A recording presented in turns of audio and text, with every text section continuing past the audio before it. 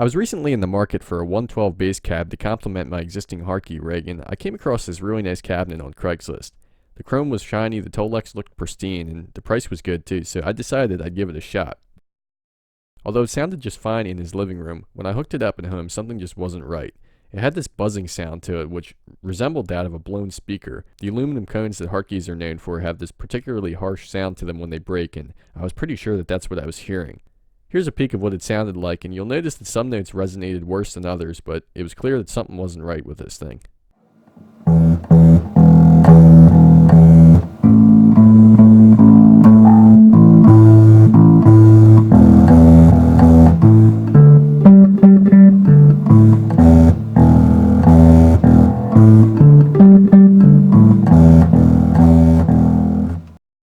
At first I was pretty discouraged and surprised that I hadn't noticed something like that the first time I heard it. However, my curiosity soon got the better of me, so I decided to investigate what was causing this problem. First, I removed the 6 screws that held on the front faceplate so I could get a better look at the speaker. Much to my surprise, it looked totally fine, so I decided to dig a little bit deeper. With the cabinet face up, I removed the 8 screws that held the speaker itself in place. There was enough slack in the wiring that once these were removed, I was able to flip the speaker upside down to inspect the other side of the cone. This is where things got interesting.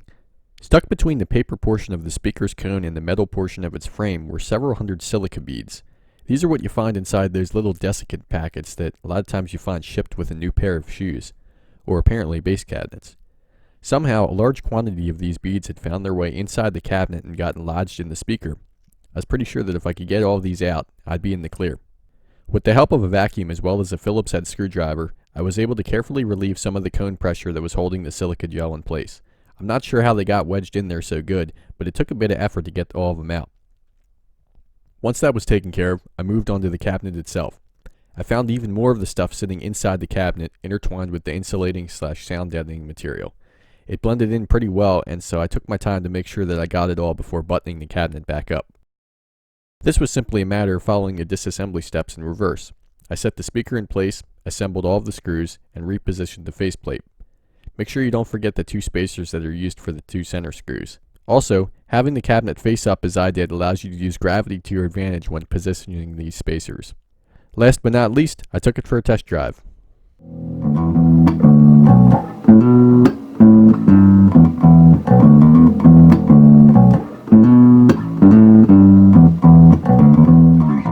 As you can hear, we were successful. I definitely would have never expected something like that was the problem, but I was definitely glad it was because that was a lot cheaper than having to replace a blown speaker. Now I got myself a great backup in case I ever have problems with my other HX112, or if I ever play a gig where I need the extra volume, I got myself a little mini stack that'll be ready to rock and roll. Thank you guys for watching this video, and I hope you guys found it helpful. If you did, please give me a thumbs up and consider subscribing for more repair content like this. Have a good one, guys. Take care.